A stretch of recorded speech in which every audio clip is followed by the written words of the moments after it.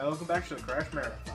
Where we last left off, we were doing the spin-off games for the PlayStation, and I swear to God, I wasn't ignoring this game on purpose. I just didn't have the game recorded, and I really didn't want to leave CTR and Bash out. I swear to God, I did not skip this game on purpose. Because you might think that because the reputation about this game is as this. Great, and it did amazing things for Crash's legacy, but it has to be solid, it has to be playable, and that's why I'd recommend other mascots like Ty the Tasmanian Tiger, KO the Kangaroo, and Jak and Daxter over this particular CB game. If you are a fan of Crash Bandicoot, then you've probably already given this game a shot, and I know there have to be people out there who genuinely like this game, and hell, I have a lot of nostalgia for it. This is the first game I played on PlayStation 2. That's kind of a big deal when you're a kid, but nowadays...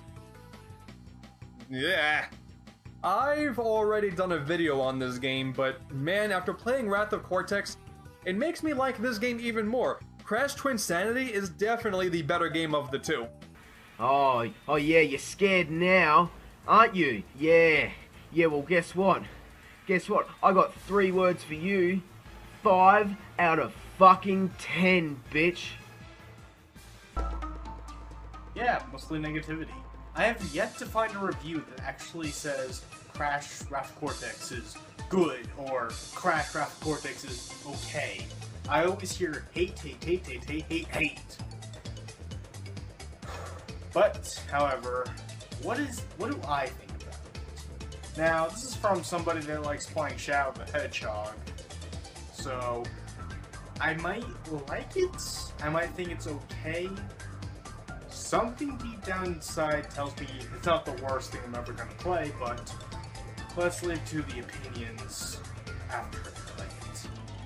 This game starts off with the villains getting yelled at by Uka Uka for being such failures, but the idea of Cortex's secret weapon was pitched in, and Cortex is making the weapon, but the power source is the final missing element, which gives Uka Uka the idea of using the elementals.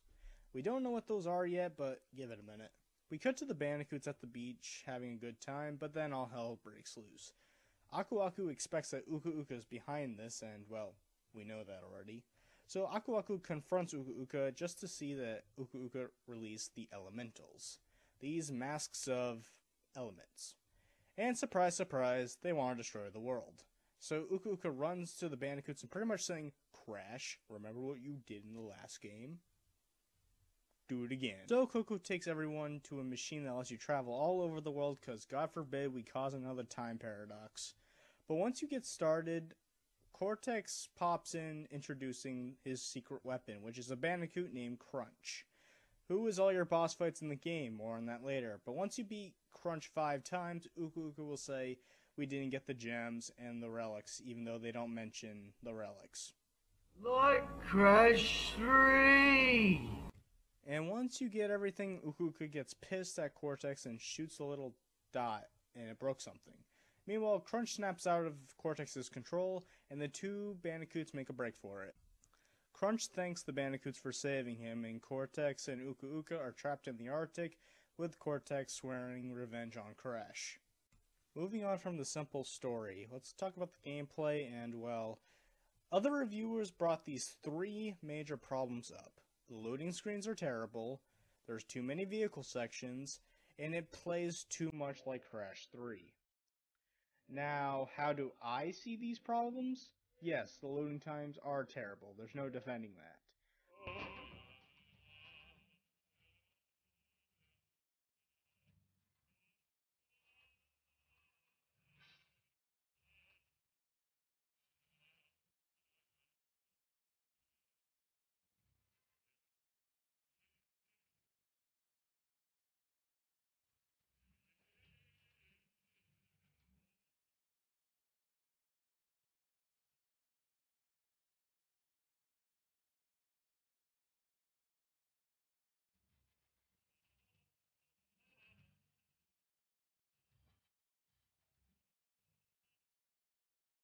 The too many vehicle sections, I agree there are too many of them, but the only vehicle that outright sucks is Smokey and the Bandicoot's Jeep, with the submarine coming in a very, very close second.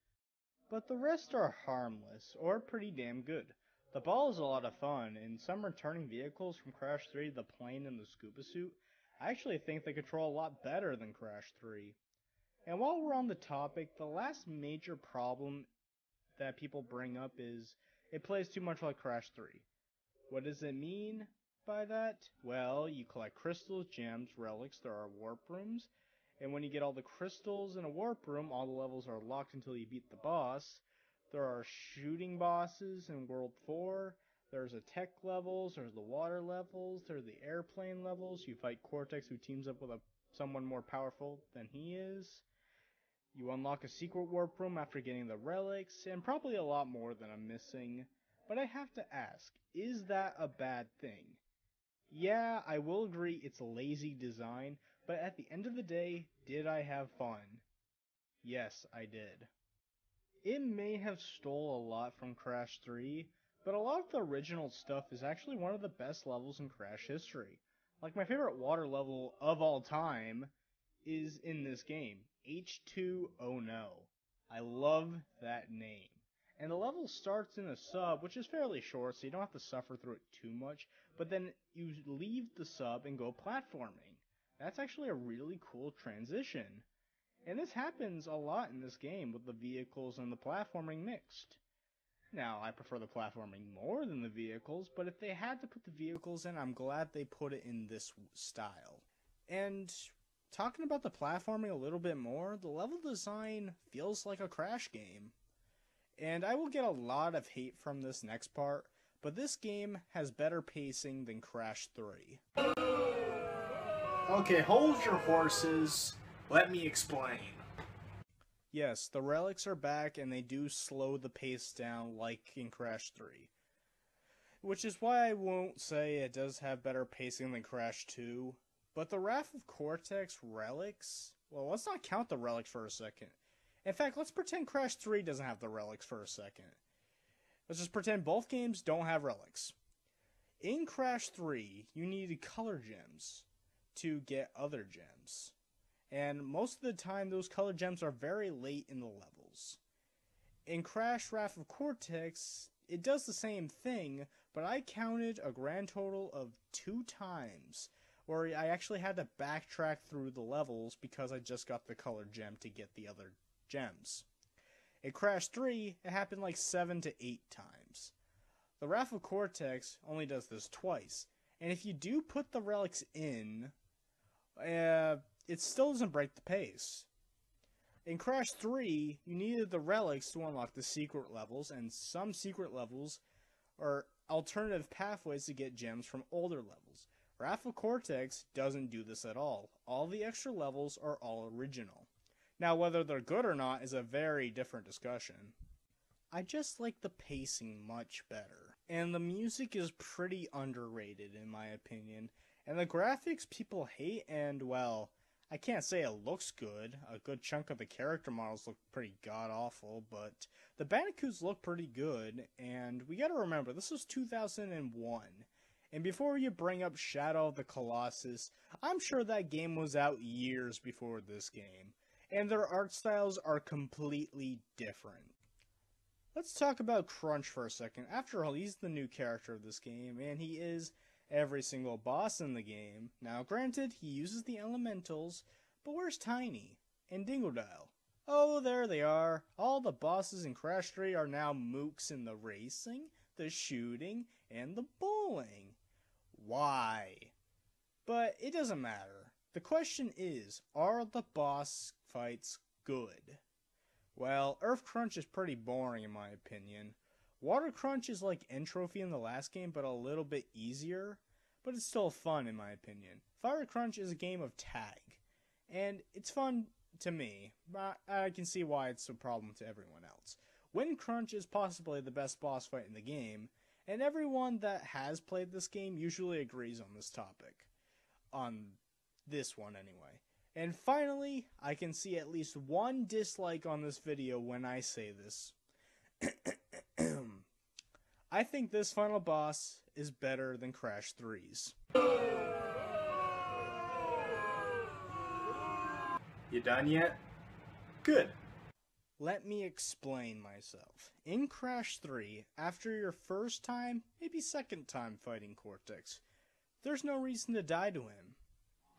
Elliot, seriously! In the Wrath of Cortex, there's a chance of dying in this, because the fight is more challenging and not as predictable. And just to piss people off more, because this is my opinion, and, well, my opinion's always wrong in people's eyes, I like the final boss theme in this game more than Crash 3. Wow, 3 times in a row. Bravo! Now listen to reason.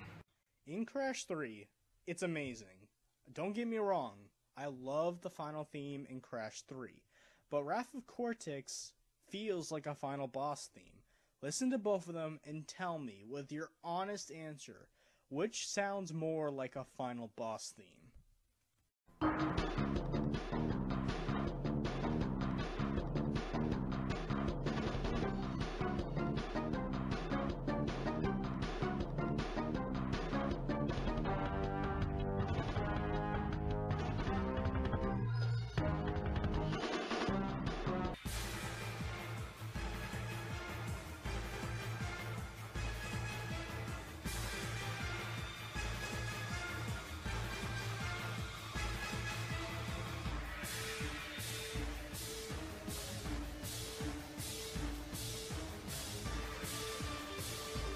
The point that I'm trying to get across is that Wrath of Cortex is not nearly as bad as people make it out to be.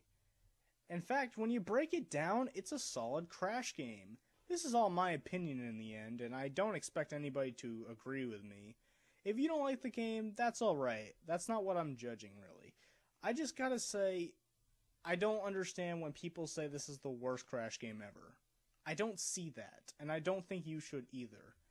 Is it bad because the load times? The vehicles? No!